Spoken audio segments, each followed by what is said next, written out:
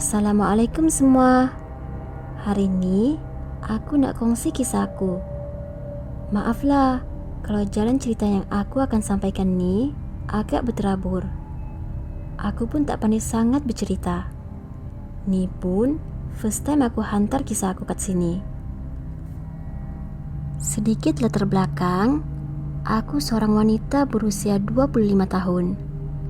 Kisah ni bermula beberapa tahun lepas, waktu aku dengan kakak aku, abang ipar aku dan anak-anak diorang untuk tengok keindahan saat matahari terbit di puncak bukit tu. Perjalanan ke puncak bukit tu memakan masa lebih kurang sejam setengah, dan kami perlu berada di puncak tu sekurang-kurangnya jam 6.30 pagi untuk tengok matahari terbit. Sebab matahari terbit tu akan muncul lebih kurang jam 6.45 pagi.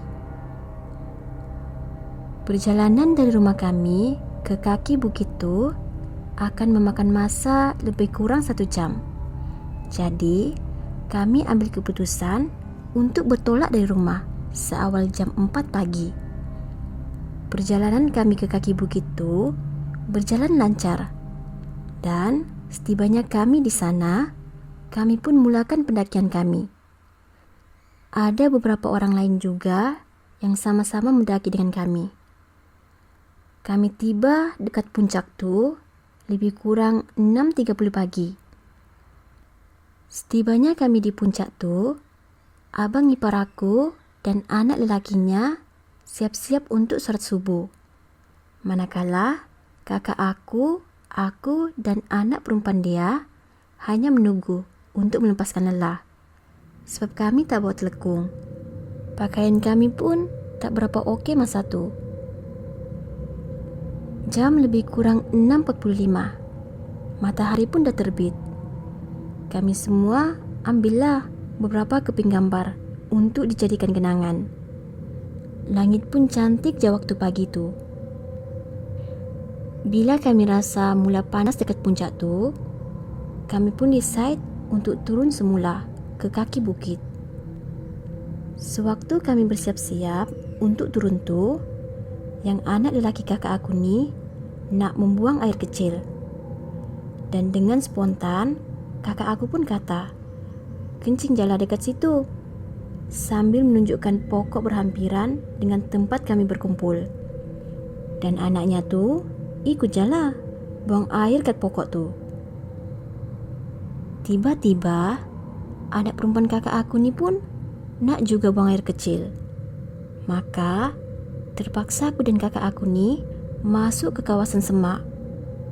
Dan memandangkan aku pun rasa nak terkencing juga, aku pun join lah anak saudara aku tu. Sebab dah alang-alang kan, dah teman dia. Selepas semuanya selesai, kami pun kembali ke tempat semua berkumpul dan mulakan perjalanan turun kami. Di sinilah ada beberapa perkara mistik yang berlaku pada kami. Perkara yang pertama, waktu kami turun, kami nampak jalan tu semakin lama semakin kecil. Seolah-olah laluan tu sudah lama tak dilalu. Kami pun pelik, sebab masa naik tadi laluan tu luas je, macam biasa. Lepas tu, kami rasa kami masih ada di tempat yang sama, walaupun dah berjalan agak jauh. Dan akhirnya, kami kembali ke kawasan puncak bukit tadi. Pelik, sedangkan kami jalan tu turun bukit. Macam mana boleh sampai ke puncak tu lagi? Kami dah dapat rasa ada perkara yang tak kena. Beberapa minit kemudian, kami tengok ada beberapa orang pendaki dan kami cadang untuk ikut diorang turun ke bawah sama-sama. Tapi rupanya, diorang pun macam kami, tak jumpa jalan turun.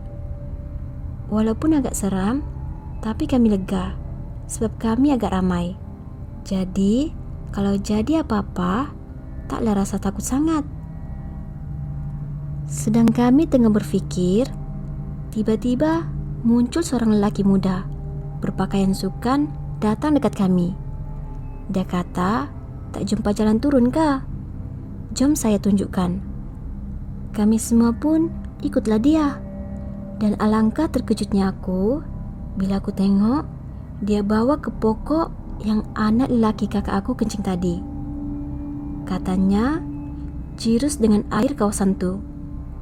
Selepas beberapa orang dari kami menjirus kawasan pokok tu, kami pun mula bergerak turun bukit tu. Dan dengan mudahnya, kami tiba di kaki bukit sejam setengah kemudian. Aku tak pasti ke mana lelaki tu hilang, tapi lepas dia bawa kami ke situ, tiada siapa pun perasan ke mana lelaki itu pergi. Setibanya kami di bawah, kami masing-masing masih blur dengan apa yang berlaku.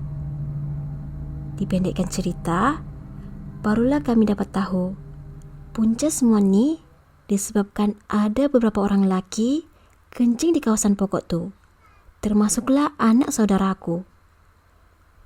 Dan selepas kejadian tu, kami lebih berhati-hati untuk lepaskan hajat. Apalagi bila waktu aktiviti hiking ni. Aku dah banyak kali join program hiking. Ni first time kejadian macam ni berlaku kataku. Jadi, untuk korang yang mendengar ni, ambil pengajaran dari kisah aku ni. Okeylah, sampai sini je cerita aku. Kalau ada masa, aku akan kongsi lagi cerita yang lain. Baik korang, terima kasih kerana sudi dengar cerita aku ni.